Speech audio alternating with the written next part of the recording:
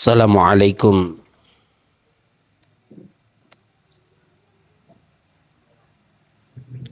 Assalamualaikum warahmatullahi wabarakatuh.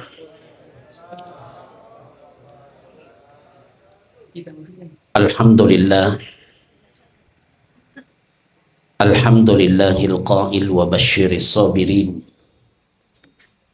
alladzina idza asabatuhum musibah qalu inna lillahi wa inna ilaihi raji'un. Wassalatu wassalamu ala rasulillahil karim sayyidina wa maulana Muhammadin wa ala alihi wa sahbihi ajma'in. Subhanaka la ilma lana illa ma 'allamtana innaka antal alimul hakim. Subhanaka la haula wa la quwata illa billahil aliyil azim. Bapak Ibu jamaah Tazkiratul Maut yang insyaallah dimuliakan oleh Allah. Segala puji bagi Allah yang maha menakdirkan kita semua hadir pada malam hari ini. Semoga kita semua digolongkan oleh Allah menjadi golongan hamba-hamba yang hakul yakin atas kemahakuasaan Allah. Tidak ada yang bisa terjadi di muka bumi ini selain daripada izin Allah.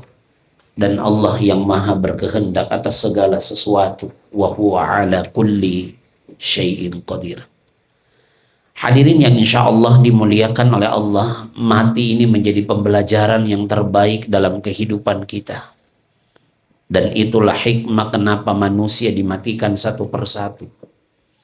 Agar yang hidup mampu mengambil pelajaran, menjadikan sebuah renungan. Agar menjadi hamba yang lebih dekat dan takut kepada Allah. Mati itu bermakna kembali. Minha khalaqnakum wa fiha nu'idukum wa minha nukhrijukum taratan ukhra. Kita ini diciptakan dari tanah dan akan kembali ke tanah dan akan dibangkitkan dari tanah. Inilah seringkali yang dibaca ketika jenazah itu dimasukkan ke liang lahat, kemudian diambilkan segenggam tanah. Kemudian sebagian orang kemudian menempelkan, menyentuhkan di pipinya. Ada pernah saya tegur, bukan di pipinya. Nah, kasih masuk di mulutnya. Ya. Saya bilang, kenapa kita kasih masuk di mulutnya? Dia bilang, memang begitu Ustaz. Bukan di mulutnya. Nah, karena waktu hidup itu bukan tanah dia makan, nasi. Jadi jangkit sota-sota yang selalu mau turun juga di liang lahat. Ya. Dari tanah kita diciptakan dan nanti dari tanah kita akan dibangkitkan oleh Allah. Itulah Imam Al-Qurtubi menyampaikan dalam kitabnya At-Tazkirah. Bahwa di mana manusia itu dikubur, dari situlah sebenarnya Allah ambil material tanahnya, kemudian Allah ciptakan menurut dalil ini. Kalau ada orang merantau ke Kalimantan kemudian meninggal di sana, kemudian dia pesan untuk dikembalikan ke Makassar, tapi anaknya tak sanggup membayar biaya pesawatnya, maka dari situlah sebenarnya asal material tanahnya Allah ambil, kemudian dia diciptakan oleh Allah. Jamaah haji yang berangkat umroh baru tiba di Madinah, jamaah umroh baru tiba di Madinah, meninggal di Madinah, dimakamkan di Baqi. Maka dari tanah Baqi lah sebenarnya Allah ambil tanahnya, kemudian dia diciptakan oleh Allah. Karena dari tanah dan kembali ke tanah asalnya. Kita nanti tidak tahu di mana pemakaman kita. Sekalipun kita sudah siapkan, dan sekarang pemakaman mahal-mahal semua. Itu dekat rumah saya Pak Bangiang itu sampai 22 juta sekarang satu lubang. Ya. Yang daerah Pakatosan itu lebih mahal lagi. Yang Darussalam itu. Mungkin di sana agak bagus malaikat mungkar nakirnya. Ya. Tidak banyak bicaranya. Ya. Karena agak mahal kuburannya. Ya. Tidak mahal. Ya. Jadi tergantung. Termasuk mungkin kayak yang di Jakarta San Diego Hills itu lebih hebat lagi itu mungkar nakirnya. Tidak banyak pertanyaan. Ya. Yang jelas jangan sampai kita nanti meninggal dikubur di tanah sengketa, ya. Karena nanti digusur, ya. Hilang kuburan tak, ya. Hadirin yang insya Allah dimuliakan oleh Allah Subhanahu wa Ta'ala. Itulah kenapa ketika kita mendengarkan kabar almarhumah meninggal dunia, apa yang keluar dari lisan kita, Bapak Ibu? Inna lillahi wa inna ilaihi raji'un. Bapak Ibu tahu sudah berapa kali kita mengucap inna lillah selama hidup tak? Tidak bisa dihitung. Seharusnya itu sudah punya pengaruh yang terbaik dalam kehidupan kita. Karena innalillah itu bukan sekedar diucap begitu saja. Innalillah itu prinsip hidup. Prinsip hidup yang tidak pernah merasa memiliki tapi dititipi oleh Allah. Tidak ada milik kita. Begitulah kehidupan kita. Kenapa banyak orang yang sombong dalam hidupnya, berat mengeluarkan sedekahnya karena belum berpegang pada prinsip innalillah.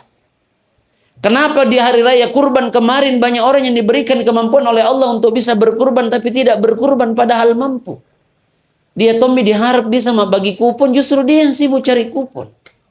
1 minggu sebelum Idul Adha, saya mengisi pengajian Maghrib Isya. Saya dicek sama pengurus masjidnya, Ustadz mengingatkan ini malam. Pengajian tak dan mohon temanya ini malam yang dibahas tentang kurban. Saya tiba di masjid, selesai sholat maghrib, mau dipersilahkan, saya dibisiki sama pengurusnya. Biasa, kalau datang ke di tempat ceramah itu, selalu ada yang bisiki biasa, ada titipan mau disinggung. Ya, tak bisa singgung-singgung saya di sini, Ustaz ya. Pernah saya ceramah daerah di atas sekali itu. Saya baru tiba, langsung datang bapak-bapak, bisiki saya. Ustaz, minta tolong kita singgung-singgung painom ballo di sini ya. Bilang, kenapa? Karena bilang painom ballo semua di sini, Ustaz. Karena hendak keluarkan nanti, ya. Itu malam saya dibisik, Ustadz minta tolong disinggung di sini jamaah. Kenapa Pak? Supaya dia mau berkurban. Saya bilang, kenapa memang di sini? Karena bilang, Ustadz 1 minggu mami ini mau Idul Adha baru setengah ekor sapi. Saya kaget, baru sanggup dengar setengah ekor. Ternyata saya ditunjukkan itu papan kelompok itu 1, 2, 3 sampai 7. Itu baru satu kelompok yang ada namanya, itu pun baru 4 orang. Itu dia bilang setengah ekor. Saya tanya, kurang jamaah masjid di sini Pak? Dia bilang banyak Ustaz. Kalau pengurus masjid, dia bilang pengurus biar 40 orang ada Ustaz. Saya bilang lebih banyak pengurusnya daripada sapinya. Ya. Karena terkadang di setiap masjid justru pengurus masjid yang tidak pernah berkurban. Justru panitia kurbannya yang tidak pernah ada namanya. Ya. Makanya hadirin yang insya Allah dimuliakan oleh Allah Subhanahu wa Ta'ala. Inilah yang selalu membantah, yang bisa membantah, yang selalu mengatakan bahwa harta itu tidak dibawa mati. Ya. Silakan. Ya.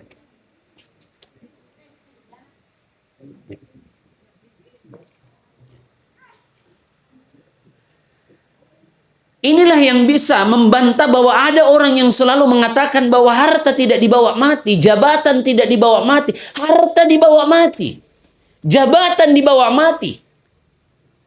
Kalau harta dan jabatan itu digunakan di jalan maslahat, di jalan Allah, di jalan kebaikan yang mengantarkan kita pada kemuliaan di akhirat nanti. Jadi tidak tepat kalau ada yang mengatakan bahwa harta tidak dibawa mati, memang kasat mata. Ya. Ketika kita meninggal dunia diantar ke kubur, 3 yang mengantar, 2 yang pulang, 1 yang tinggal menemani. Hartanya mengantar sampai di kubur, tapi tidak tinggal menemani. Mobilnya ikut mengantar, tapi tidak tinggal menemani. Wa ahlihi, keluarganya ikut mengantar, tapi tidak tinggal menemani. Pulang.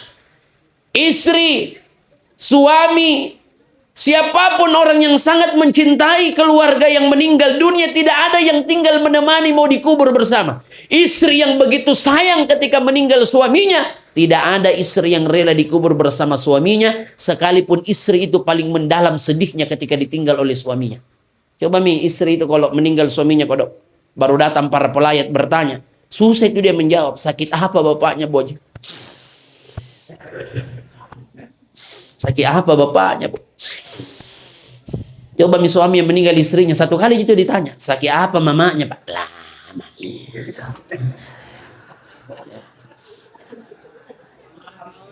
Berarti suami tidak sakit hati ketika ditinggal oleh istrinya. Minta maaf, memang laki-laki tidak pandai menampakkan kesedihannya di depan umum. Tapi kalau kita mau ukur dalam kesedihannya seorang laki-laki, dialah yang paling mendalam sedihnya ketika ditinggal oleh istrinya. Cuma dia sembunyikan. Jadi laki-laki itu tidak pandai menampakkan kesedihannya. Orang Makassar bilang itu loko ilalangi, dan pintar menyembunyikan sedih sebahagian, ya. Sebahagian 2-3 orang ya. Karena pernah Kak ceramah, selesai saya ceramah, dia datangi saya, Ustadz terima kasih banyak sudah mau mengisi ini malam, saya suaminya almarhumah. Dia bisikan sedikit, Ustadz boleh bertanya? Ya, berapa lama masa idahnya suami kalau istri meninggal? Aku bilang tidak ada tolong harapan ini. Mana ada masa idah suami? Yang ada masa idah istri. 5 menit sudah dikubur istri, tak mau menikah kita liwah. Ada mami ibu tanya, bilang, sama semua aja laki-laki. Bilang Nyaki bicara begitu, Bu, tersinggung nggak? Saya tidak begitu, karena bilang kabulum mati mama. Nah, ya. Apalagi biasa mama berapa kali sering ulang-ulang bilang kalau saya duluan meninggal menikah ki. Aku bilang, jangan mau kusang itu pertanyakan. Kalau mati mau tidak ada urusan kau. Ya. Saya mami punya urusan. Dia bilang coba menikah ki, datang nggak malam pertama. Aku bilang datang maka kalau tidak sakit hati no. Ya. Apa dia bilang itu, Ustaz, jangan jauh-jauh. Sudah terbukti minta tanggaku. Satu tembok kedua, Ustaz, baru 3 bulan meninggal istrinya, nah menikah misal lagi. Ku bilang biasa gitu tahu karena meninggal mi. Ya, 3 bulan mi tahu. Apanya yang mau dipermasalahkan kalau sudah meninggal 3 bulan mi lagi meninggalnya. Temanku ya belum mati istrinya, nah menikah misalnya. Anu hidup lagi nah halal dia, apalagi mau mati mi. Apanya mau dipersoalkan ya. Makanya ada pernah bapak-bapak tanya saya, Ustadz, ya, dosa kah kira-kira? Saya bilang dosa kenapa? Dia bilang, Ustadz, saya punya ibu meninggal 5 tahun yang lalu. Ayah saya masih hidup, umurnya 75. Terus apa masalah? Nah bilang, Ustadz, 2 bulan terakhir ini bapak ngotot minta menikah. Saya bilang kasih kawin. Dia bilang, Ustadz, masalahnya 6 kak bersaudara tidak ada yang setuju. Saya bilang alasan tak, bilang Ustaz bagaimana itu perasaannya mamaku kalau ku kasih kawin bapakku. Aku bilang saya bingung ton dengar alasan tak. Mama tak meninggal ini setengah mati dijaga perasaannya. Bapak tak yang hidup dicuekin perasaannya. Nah itu bapak tak mau menikah bukan perkara nafsu, bukan. Perkara mau jadi Brutus. Siapa mau Brutus? Apa dia bilang itu ibu? Perutusan apa? Nah rata-rata laki-laki yang tua-tua kalau mau menikah selalu cari yang lebih muda. Apa juga paling? Namanya orang mau diurus. Masa umur 75 cari umur 75 juga. Orang mau diurus bertambah perutusan. Oh, bayangkan kalau 75 ketemu 75 asli romantis. Tiap hari ke puskesmas. Jalan itu berdua. Senin gula darah, Selasa kolesterol, Rabu asam urat, hari Kamis jantung. Ya. Makanya Bapak Ibu sekalian, siapa yang ditakdirkan oleh Allah berjumpa dengan orang tuanya, ayah ibunya, di usia lanjut dalam perawatannya. Siapa yang ditakdirkan oleh Allah berjumpa dengan orang tuanya di usia lanjut dalam perawatannya, demi Allah, Allah telah menghadirkan kesempatan surga bagi anak itu. Kalau lolos. Karena banyak yang diberikan kesempatan surga baginya oleh Allah, tapi berubah kesempatan surga itu menjadi neraka. Padahal luar biasa itu orang tua kita. Memang orang tua itu semakin tua semakin berat ujiannya bagi anak. Orang tua itu semakin tua semakin kayak anak-anak baperan. Kita asik cerita-cerita, dia bilang dia diketawai. Ya. Lain dicerita, dia bilang dia yang tersinggung. Bagaimana begitu orang tua? Bahkan ada anak yang pernah curhat, Ustadz bagaimana itu Ustadz? Saya mau ibu bapakku tinggal di rumahku supaya saya rawat langsung Ustadz. Saya tidak bisa tinggal di rumahnya, saya juga punya kesibukan. Tapi minimal dia tinggal di rumahku Ustadz. Tapi tidak mau, memang begitu sebagian orang tua. Ada ayah, ada ibu orang tua Pak, Bu. Walaupun sudah jelek itu kasurnya, lebih nyaman tidurnya di rumah sendiri daripada tidur di rumah anaknya. Tidak lama gitu bertahan.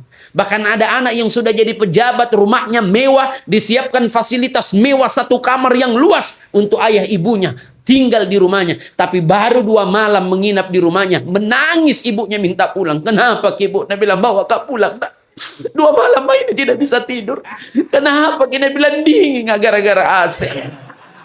Dia bilang bapaknya saya juga nak bawa kapulan. Dia bilang kenapa kita Pak? Saya kira kita suka pakai AC. Dia bilang gitu masalahnya 2 malam juga tidak tidur. Bertengkar ke sama mamamu. Setiap ku kasih nyala AC pergi nak matikan dia. Itu tanda bahwa orang tua tidak pernah butuh kemewahan dari anaknya. Tapi yang dia butuhkan adalah perhatian dan kasih sayang. Maka kalau orang tua sudah tidak ada, maka yang dibutuhkan adalah doa dari anak dan keluarganya. Itu yang dibutuhkan. Makanya Bapak Ibu jemaah sekalian yang insya Allah dimuliakan oleh Allah. Sama dengan orang yang ketika masih hidup kemudian dia tua, ayah ibunya yang sudah tua, tapi 6 anaknya tiap bulan selalu transfer uang minimal 1 juta 1 orang, 6 juta. Sampai ibunya bilang, Istrinya bilang, Pak, jangan makin kerja. Kalau untuk dimakan 6 juta saya kira cukup. Cukup itu 1 bulan 6 juta. Tapi Nabi bilang, itu saya bilang syukur kok. Tapi kenapa kau selalu melamun? Nabi bilang, Pak, menyesal kak biasa. Kenapa? 6 anakku. Seandainya 20 juta. Hadirin yang insya Allah dimuliakan oleh Allah Subhanahu wa Ta'ala. Oleh karena itu, Bapak Ibu sekalian yang insya Allah dimuliakan oleh Allah Subhanahu wa Ta'ala. Inilah yang menjadi renungan dalam kehidupan kita supaya kita tidak lalai dalam hidup ini. Mati itu menjadi pembelajaran yang terbaik dalam kehidupan kita, yang kita tidak pernah tahu rahasia kematian. Di mana kita nanti mati? Kapan kita mati? Kondisi apa kita nanti mati? Tidak ada yang tahu. Kalau semua ini malam tahu kapan mati, maka sebentar subuh masjid Ukhuwah itu mengalahkan jamaahnya sholat Idul Adha. Biar mungkin sebentar hujan, lari dia ke masjid. Istrinya berteriak, istrinya, Pak, jangan ke masjid, hujan. Apa dia bilang? Jangan kau banyak bicaramu, 2 malam mama saya ini. Kalau tahu kapan mati. Ibu ketemu dengan tetangga keluarga, tidak ada yang lagi yang mau berani gosip. Ya mungkin ada yang mulai menegur. Itu paling begini ceritanya. Jangan kau dulu ganggu, karena minta maaf, saya tidak lagi mau cerita orang. Saya ini 10 hari mama ini. Ya. Kalau tahu kapan mati. Kenapa? Mati itu misteri waktunya. Karena ada ujian di dalamnya. Ujian apa? Ujian iman. Apa itu iman? Keyakinan akan kebenaran yang Allah hadirkan dalam hidup ini. Maka bisa jadi banyak orang yang masih nyaman dengan maksiatnya. Masih nyaman dengan kezoliman yang dia perbuat. Sampai hari ini kemudian tidak mau sholat. Tidak mau rukuk dan sujud. Bisa jadi karena dia tidak yakin akan kebenaran yang Allah hadirkan dalam kehidupan ini.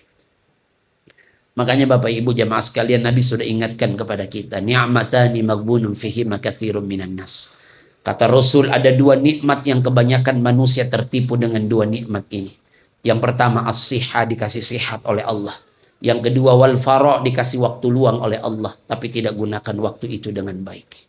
Makanya kita minta kepada Allah agar waktu yang kita lalui itu menjadi waktu yang berkualitas. Kita minta kepada Allah. Allahumma tawil umurana, ya Allah panjangkan umur kami. Itu yang kita minta selalu. Panjang umur yang dimaksud ini tidak lagi berbicara tentang angka. Panjang umur yang dimaksud ini tidak lagi berbicara tentang angka, tapi berbicara tentang kualitas. Karena semua faham, wali kulli ummatin ajal, setiap kita ini sudah ada batas akhirnya. Maka semakin bertambah umurnya manusia, semakin dia dekat dengan kematiannya. Makanya minta maaf kalau ulang tahun, jangan kita letalikan dulu. Kenapa Ustaz? Karena semakin kita dekat dengan mati. Pernah saya pergi melayat. Di tenda maka itu duduk asik cerita. Tiba-tiba datang sepupunya turun dari mobil. Langsung masuk teriak menangis. Kok dong sepupuku. Minggu lalu sama-sama aja waktu ulang tahunnya. Semangat sekali di joget itu malam. Dalam hatiku ini Mina bilang malaikat kak joget memang mako. 1 minggu mama kok itu. Ya. Sama pergantian tahun baru. Kenapa kita terlalu bangga dengan pergantian tahun baru? Bukankah pergantian tahun itu semakin kita dekat dengan mati? Makanya saya kalau malam tahun baru, 1 suara yang paling saya takuti, suara trompet. Kenapa Ustaz? Kubalagian na tersinggung Israfil, na tiup juga trompetnya. Selesai ki besok. Apa bekal yang akan kita bawa menghadap kepada Allah? Makanya ada 4 renungan kita malam hari ini. Sebelum nanti kita saatnya akan kembali kepada Allah, kembali yang sesungguhnya. Apa yang pertama? Apakah nanti saat kita kembali kepada Allah, kembali dalam keadaan dosa kita terampuni atau tidak? Siapkan waktu ini untuk selalu memohon ampun kepada Allah. Jangan lewatkan setiap waktu yang Allah titipkan kepada kita untuk kemudian mengetuk pintu rahmat kasih sayang Allah, maghfirah Allah. Minimal dalam kehidupan kita ini senantiasa membaca istighfar dalam hidup ini. Istighfar dalam hidup kita. Bapak Ibu sekalian yang insya Allah dimuliakan oleh Allah Subhanahu wa Ta'ala. Karena Nabi saja semua paham. Yang dijamin tidak berbuat dosa, tapi istighfarnya setiap saat. Luar biasa istighfarnya. Sehingga istighfar itu bukan sekadar hanya kita memohon ampun kepada Allah, tapi kebutuhan kita untuk menggapai rahmat Allah. Kita butuh ampunan Allah. Mungkin kita pernah dengar kisahnya Imam Ahmad bin Hanbal. Imam Ahmad bin Hanbal itu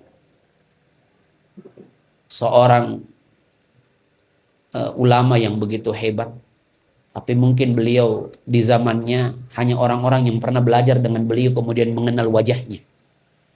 Karena memang dulu belum ada YouTube seperti YouTube-nya Ukhuwah ini.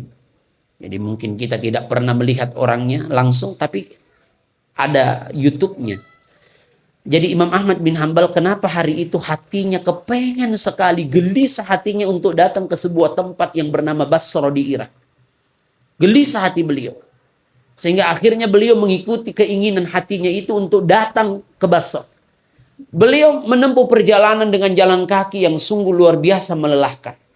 Setiba beliau di sebuah masjid di Basra, beliau ingin beristirahat karena dia tidak punya tujuan, tidak punya kerabat. Siapa yang dia mau tuju? Tapi dia hanya mengikuti kata hatinya, kegelisahan hatinya untuk datang ke Basra. Setiba beliau di masjid, beliau sholat isya, selesai sholat isya, beliau istirahat baring-baring sedikit. Ketika beliau terbaring, datang seorang marbot masjid. Dia usir itu Imam Ahmad bin Hambal. Dia tidak tahu Imam Ahmad ini. Dia usir keluar. Jangan istirahat di sini. Ini bukan tempat istirahat. Ini tempat ibadah. Memang ada tuh sebagai masjid itu marbot sana rewana.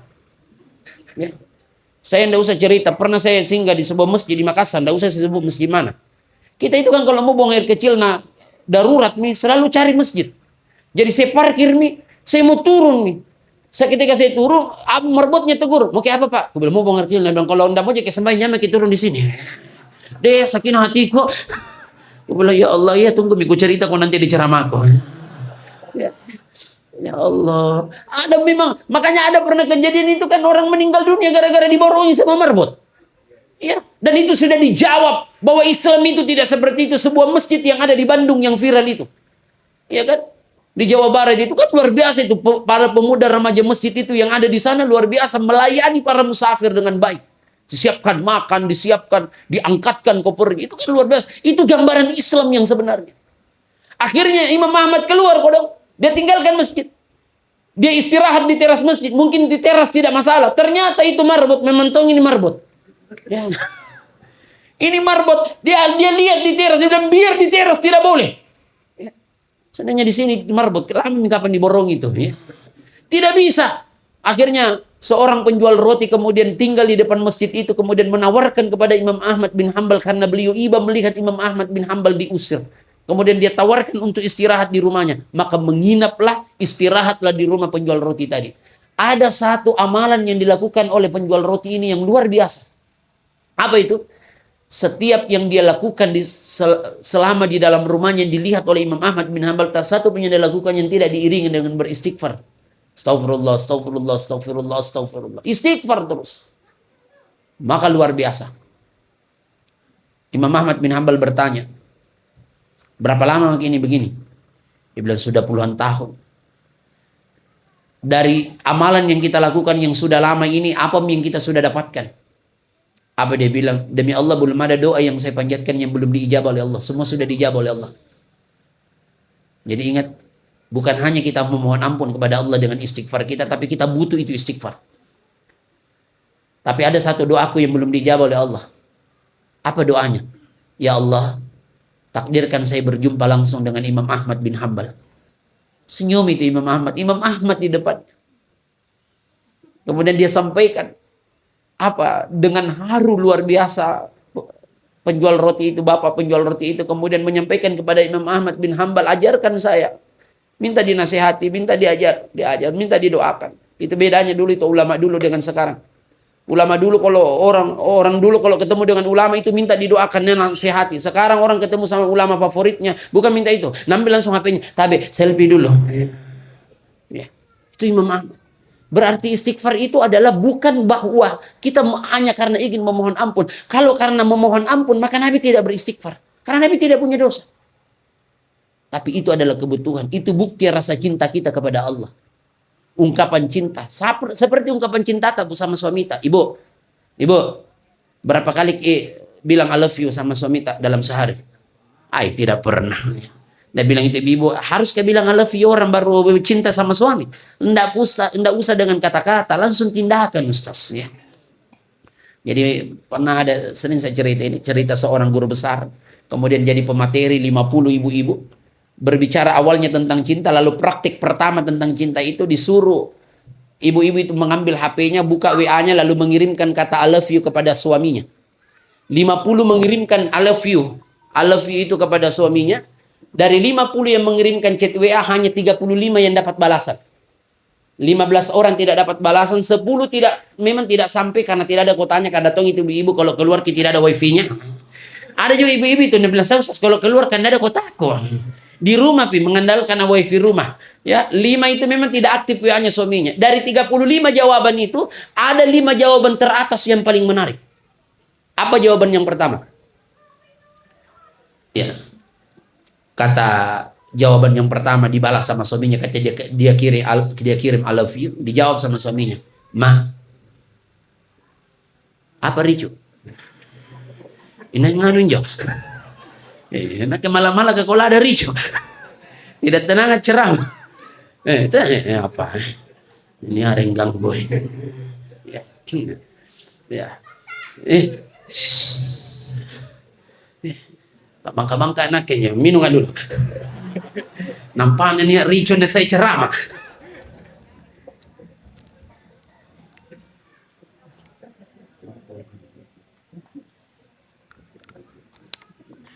Padahal memang mau minum. Ya. Jadi jawaban yang pertama dia kirim I love you, dijawab sama suaminya. Apa jawaban suaminya? "Ma, baik-baik aja kok kan." Ya, berarti tidak pernah dia bilang I love you. Ada jawaban yang kedua dijawab sama suaminya, I love you. Suaminya bilang, "Ma, tidak mimpi aja kok ini." Ada yang dijawab yang ketiga, "Tidak salah kirim jaki ini, Ma." Jawaban yang keempat agak menarik sedikit. Apa dia bilang? "Bilang mako, apa mau muka?" Jadi bisa jadi kita ini ada mau tak sama Allah kemudian baru mau istighfar. Jawaban yang terakhir ini yang bikin sakit hati ibu. Lain-lain mukanya sedih sekali tuh ibu kodok. Dijawab I love you. Apa jawabannya suaminya? "Tabe dengan nomornya siapa ini?" Tidak pernah di save. Ya. Kemarin saya ceramah ini ada bapak-bapak bisik ya. Dia bilang, "Ustaz bisa ditambah 1 referensinya." Apa Pak jawabannya? "Tabe janda yang mana ini?" Mana ini? Nggak berani kah itu Pak? Nggak berani kah? Jadi bisa jadi kita mengaku tapi panggilan tak terjawab. Ada orang yang mengaku hamba Allah tapi tidak pernah diakui oleh Allah sebagai hamba. Hati-hati. Mengaku sebagai hamba tapi tidak pernah diakui oleh Allah sebagai hamba Allah. Maka yang pertama adalah renungan kita menuju mati ini adalah, apakah nanti ketika kita menghadap kepada Allah kembali dengan sebenarnya kembali ke hadapan Allah, dosa kita sudah terampuni atau tidak? Itu yang pertama. Apakah yang sudah kita lakukan, apa ikhtiar yang sudah kita lakukan yang mengarahkan kita pada ampunan Allah? Yang kedua, apakah nanti ketika kita kembali kepada Allah, kembali dalam keadaan husnul khatimah atau justru su'ul khatimah? Saya pernah tanya itu ibu, "Bu, husnul atau su'ul?" Dia bilang, "Apa bagus Ustaz?" Ya. Aku bilang, "Tidak belajar tong ini ibu." Apa itu husnul? Husnul itu semakna dengan husna, husni, hasni, hasna. Artinya baik. Jadi kalau ada orang namanya hasna baru kondisi Pak, ya salah nama. Ya. Husnul itu baik, khotimah itu penutup. Jadi husnul khotimah penutup yang baik, akhir yang baik, mati yang baik, kesudahan yang baik. Lalu apa ikhtiar kita untuk meraih husnul khotimah? Bagaimana dilihat tandanya? Dilihat apa yang rentetan sebelum dia meninggal dunia. Saya pernah tanya itu ibu, "Bu, sakit apa bapak, Bu?" Dia bilang, "Ustaz, enggak sakit Ustaz. 5 tahun pensiun." Jadi dia itu punya kebiasaan setiap selesai sholat duhur, sebelum sudah dia makan siang, dia baca Quran dulu minimal 2 halaman Ustaz, baru dia tidur siang. Saya lihat itu sementara mengaji Ustaz, beliau meninggal. Saya bilang husnul khotimah. Ada saya tanya, "Sakit apa Bu?" Dia bilang, Ustaz, sambun tindro Ustaz. Sambun tidur. "Oh, malam meninggal?" Dia bilang, "Tidak Ustaz." "Jam berapa Bu?" Dia bilang, "Setelah jam 2 Ustaz." Tidur siang. Dia bilang, "Memang dia Ustaz kebiasaannya kan biasa jam 2, jam 3 baru bangun ya." Saya bilang, "Jantung kapan Bu?" Dia bilang, "Bukan Ustaz. Tadi malam dia memang agak jam 2 subuh baru dia pulang karena mabuk Ustaznya." Dia bilang, "Oh, su'ul khotimah." Ditutup dengan akhir yang buruk. Ya. Hati-hati menutup. Hati-hati menutup. Karena innamal a'malu bil khawatim, sesungguhnya Allah menilai amal itu tergantung penutupnya. Tergantung akhirnya. Apa ikhtiar kita untuk meraih husnul khotimah? Perbanyak berdoa kepada Allah supaya di kita dimatikan husnul khotimah. Bolehkah kita mendoakan orang lain supaya mati husnul khotimah? Boleh. Semoga husnul. Tapi yang ditujukan semoga husnul khotimah itu untuk yang masih hidup, bukan yang sudah mati. Karena semoga itu bermakna belum terjadi. Sudah terjadi atau belum itu semoga? Belum itu. Nah kalau orang mati sudah terjadi atau belum? Kenapa kita baru bilang semoga husnul khotimah? Nah sudah terjadi. Taruhlah ada di grup warga, grup WA. Tiba-tiba di grup WA itu setelah sholat subuh ada berita innalillah meninggal Ki Ajia. Saya pakai Ajia saja, tidak usah pakai nama karena pernah saya contoh nama berdiri itu bapak. Dia bilang jangan sembarang sebut namaku itu. Jadi saya sekarang Ajia Mami ya. Meninggal Ki Ajia. Ada yang jawab, kapan meninggal? Dia bilang tadi malam. Jam 1 didapat di Wisma. Dia bilang ada temani cewek. Jadi meninggal ceweknya. Dia bilang tidak, Ajia ya overdosis minum obat kuat. Ada yang jawab innalillah semoga husnul khotimah. Mana semoga husnul khotimah orang mati berzina? Tidak tepat. Semoga diampuni dosanya, diterima amal kebaikannya. Itu doanya. Sama aja kalau ada orang wisuda update status pasang foto toga. Kemudian dia tulis status, alhamdulillah 4 tahun berjuang akhirnya di wisuda. Komentar temannya, selamat atas wisudanya. Saya doakan semoga lulus. Nah orang lulus ini tidak di wisuda kalau tidak lulus. Sama dengan doa semoga husnul khotimah.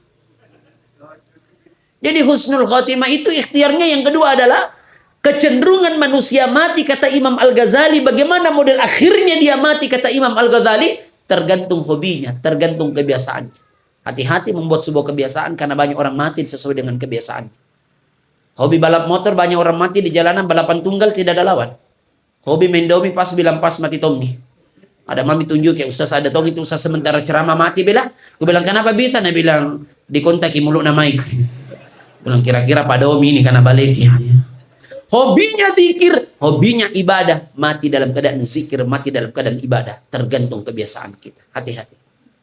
Nah kalau ajal mau datang, la yastakhiruna sa'atan wa la yastaqdimun. Tidak bisa dimajukan dan tidak bisa dimundurkan itu ajal. Seandainya bisa ditawar itu sama malaikat. Sama ada teman Ustadz meninggal 2024 akhir itu. Habis minum kopi di warkop menyeberang ke masjid. Hitungan menit meninggal. Dari warkop masih ada setengah kopinya. Dia pamit saya ke masjid dulu. Baru di teras meninggal. Berteriak semua orang meninggal Ustaz. Kaget orang dadanya tadi paling banyak bicaranya di warkop. Sampai ada itu anak muda bilang sama saya, seandainya tidak bergeser gitu Ustaz dari warkop ke masjid, tidak mati Ustaz. Aku bilang, kenapa bisa? Dia bilang, kau Ustaz kayak di warkop, malaikat maut di masjid. Dia mentok pergi cari. Aku bilang, tenatongin anak harapan anak-anak ini. Aku bilang, begitu mi modelnya ajal. Ini kan sama kisahnya Nabi Sulaiman. Ketika Nabi Sulaiman asik ngobrol dengan para sahabatnya. Ibu, aman jadi dalam, Bu. Aman ji. Ya. Kedengaran Ibu? Alhamdulillah. Ya. Minimal dengar saja suaraku. Ya. Karena nanti tak capi di situ. Ya. Karena saya itu tidak mau berdiri pas pintu masuk. Karena tidak mau menghalangi yang datang terlambat. Ya. Kayak tadi banyak orang datang terlambat tahu. Kalau saya berdiri di situ susah dia masuk. Karena bawa kantongan. Ya. Rata-rata bawa kantongan. Dan ini kantongannya harus sampai ke dalam. Kayak itu sebentar mau dibawa pulang. Ya. Ya, pernah ke ceramah baru 5 menit ceramahku lewat Holland lama kemudian datangkan Rejawa tambah Lajua Amanda menyusul Pamela Madonadoni Adi Jaya Decika Papa Kukis Boluta Bundaku Putri Asuhan Haji Dharma ya. Aku bilang dalam hatiku salah satunya ini sebentar ku bawa pulang ya. Keluar rumah ke parkiran biasanya dikutak dari belakang balik tidak ada jalan sendiri. Dalam hatiku barang tidak ada jatah aku. Sampai di mobil ada yang kejar dia bilang Ustaz kantongan tak kenapa dilupai. Dalam hatiku dari tadi mau kapan ku tunggu. Ya. Tapi jangan kita tersinggung Pak Haji. Bercanda aja. Kalau ada. Alhamdulillah. Kalau tidak ada Tommy dicerita. Karena kalau di Kayu Agung itu ku kenal beda. Dicerita sing Kayu Agung. Weh, karena biasa itu disinggungi lagi biasa tuan rumahnya tidak tersinggung. Apalagi tidak disinggung memang. Ya. Hadirin yang insya Allah dimuliakan oleh Allah Subhanahu Wa Taala. Terakhir, ya sedikit lagi. Ya, sampai jam berapa Pak? Sampai jam berapa? 12. Tahan aja sampai jam 12. Duduk makin paling kita katahan aja saya mau pulang. Ya. Bapak Ibu jemaah sekalian yang insya Allah dimuliakan oleh Allah Subhanahu Wa Taala. Ini kan sama kisahnya Nabi Sulaiman. Ketika asik ngobrol dengan para sahabatnya, tiba-tiba ada datang tamu terlambat. Tidak lama kemudian pamit pula. Ada sahabat paling penasaran, dia tanya Nabi Sulaiman, Leman. Ya. Istilahku gini, masa dia bilang begitu sama Nabi Sulaiman ya? Siapa itu tadi? Yang mana? Ya baru keluar. Dia bilang Nabi Sulaiman, masa kau tidak tahu? Betulkah tidak ku tahu? Siapa itu? Dia bilang malaikat maut itu. Wih, pencabut nyawa ya? Iya. Betul, jingko Israel, iya. Kenapa kok kan? Dia bilang, mulai masuk sampai pulang. Saya terus kau janjang. Kata Nabi Sulaiman, barang giliran Nomi. Dia bilang, jangan kau pakai malamal lah. Dia bilang Nabi Sulaiman, memang begitu. Itu orang 40 hari sebelum meninggalnya itu dipantau sama malaikat maut. Dipantau. Jadi Sulaiman, bawa pergi jauh dulu. Dia bilang, mau kemana? Dia bilang, terserah Sulaiman. Yang penting jauh-jauh. Dia bilang, biar kemana kok saya tidak jamin. Dia bilang, bukan urusanmu. Dibawalah pergi di tempat yang sangat jauh, terpencil dalam sebuah gua yang sangat kecil. Ternyata tiba di sana itu sahabatnya Nabi Sulaiman. Ternyata Nabi Sulaiman sudah ada di dalam. Dia toa masuk, malaikat Israel toa keluar. Pasti si janjang ini. Dia tanya, kau itu Israel di dalam? Dia bilang, bah. Dia bilang, apa kau bikin di sini? Dia bilang, dari tadi mungkin ikut tunggu. Dicabut nyawanya. Kata Nabi Sulaiman, kalau memang kau mau cabut nyawanya di sana, kenapa kau balik datang di rumahku tahu laliati? Dia bilang, masalahnya catatanku 10 menit mami. Sementara dia masih ada di rumahmu. Catatannya meninggal di tempat itu. Jarak normal dari rumahmu ke sana itu berhari-hari baru bisa ditempuh. Masa sisa waktu 10 menit. Jadi tidak nyambung antara waktu dengan tempat. Tapi ternyata dia minta tolong kepada Nabi Sulaiman. Hitungan menit 10 menit. Angin diperintahkan. Diterbangkan tiba di sana 10 menit. Tidak kurang, tidak lebih. Begitulah gambaran ajal dalam kehidupan kita. Maka almarhumah sekarang berada di alam barzah, di tempat peristirahatan sementara. Hanya jalan duluan. Kita tidak tahu siapa yang menyusul almarhumah segera. Makanya Bapak Ibu tidak boleh takut dengan mati. Masuk sedikit. Mau berhenti juga. Ya. Kau hujan begini ini bawa air. Ya, masuk sedikit. Mau saya tutup dengan doa. Ya. Ya. Merapat Pak. Ya. Memang hujan lewat Pak, tapi singgah di baju tak. Ya. Jadi masuk gitu ya. Ya. Ya. Baik Bapak Ibu yang sudah aman fokus maki, ustaznya mah tetap di depan ya. Jadi jangan menghadap ke belakang yang sudah bagus duduknya ya. Biarkan yang merapat yang menyesuaikan. Sedikit lagi. Makanya Bapak Ibu jamaah sekalian yang insya Allah dimuliakan oleh Allah, almarhumah ini jalan dulu. Cuma tidak ada yang tahu siapa yang menyusul segera. Makanya Bapak Ibu tidak boleh takut dengan mati sehingga selalu meyakini sesuatu yang tidak punya dasar. Jangan kau foto bertiga nanti mati yang di tengah. Ada orang paling malah foto bertiga ada luang mati daripada tukang fotona. Ya. Jadi jangkit sembarangnya merusak keyakinan tak. Ya. Yang kedua adalah ternyata di alam barzah itu termasuk dalam kitab Ruh Ibnul Qayyim Al-Jauziyah rahimahullah itu digambarkan bahwa tidak dalam kesendirian kita di alam barzah, itu dibagi kelompok. Bahkan dalam Ibnul Qayyim kemudian menyampaikan itu bahwa ada orang yang disambut dengan kegembiraan oleh para penghuni alam barzah. Makanya jelas itu, ya ayyatuhan nafsul mutmainnah irji'i ila rabbiki radiyatan mardiyah fadkhuli fi ibadi, masuklah ke dalam golongan ahli ibadah. Jadi ada kelompoknya nanti. Kelompok ahli ibadah, kelompok orang soleh, dikelompokkan nanti kelompok pasobis, ada tuh kelompoknya. Jadi masing-masing ada kelompoknya nanti di hadapan Allah. Ya. Menghadap kepada Allah nanti dikelompokkan. Bahkan ada yang disambut dengan kegembiraan oleh para penghuni alam barzah. Salah satu amalannya adalah selalu mendoakan orang lain yang sudah meninggal dunia. Maka ini amalan kita, salah satu amalan kita sebelum kita tidur. Jangan kau tidur sebelum khatam Quran. Baca Al-Ikhlas, Bu. Dia bilang, dah hafal Ustaz. Aku bilang kulhu. Dia bilang, kalau kulhu ku hafal Ustaz. Ya. Ada orang hafal kulhu, dah hafal Al-Ikhlas. Ya. Yang kedua, jangan tidur sebelum dapat pahala haji umroh, tasbih. Jangan tidur sebelum dapat syafaat, salawat. Jangan tidur sebelum dapat ampunan. Keridhaan muslim dan muslimat, istighfar, Allahumma gfir lil mu'minina wal mu'minat wal muslimina wal muslimat. Semua tahu ini pahamalan. Tapi sekarang orang jarang lagi mengamalkan ini doa sebelum tidur ini. Kenapa? Karena sekarang orang disibukkan dengan HP-nya. Kalau mau tidur. Kapan dia tertidur? Kalau HP sudah mulai jatuh di mukanya. Baru dia tertidur. Padahal bahagianya para penghuni alam barzakh ketika kita mendoakannya. Bahkan dalam agama kita menganjurkan ketika lewat di depan kuburan, dianjurkan untuk berdoa minimal memberi salam. Assalamualaikum ya ahlal kubur. Cuma dianjurkan selesai memberi salam langsung jalan. Tidak usah tinggal menunggu jawaban. Ya.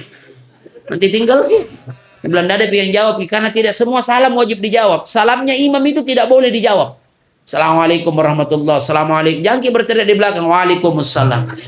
Ya, itu tidak boleh dijawab. Yang terakhir adalah, apakah ketika kita kembali kepada Allah nanti sudah memiliki bekal yang cukup atau tidak? Ini yang menjadi renungan dalam kehidupan kita sampai akhir hidup kita yang kita tidak tahu kapan berakhir. Setidaknya kita punya ikhtiar untuk mempersiapkan itu. Bekal menghadap kepada Allah. Tidak usah banyak. Ahsanu amalah. Kecil letak kebaikannya. Tapi di situ letak rahmat dan kasih sayang Allah yang kita lakukan. Kebaikan yang mengantarkan kita pada rahmat dan kasih sayang Allah. Karena dunia ini sebentar. Dunia ini hanya sesaat. Walal akhiratu khairul laka minal ula. Ada kehidupan akhirat yang lebih hebat balasannya daripada dunia yang kita bangga-banggakan. Lalu kita tidak mempersiapkan bekal menghadap kepada Allah untuk kehidupan akhirat yang sesungguhnya. Bismillahirrahmanirrahim. Ala hadhihi niyyah wa likulli niyatin shalih wa bil khususi lahu almarhum Hajjah Irma binti Johan. Al-Fatihah.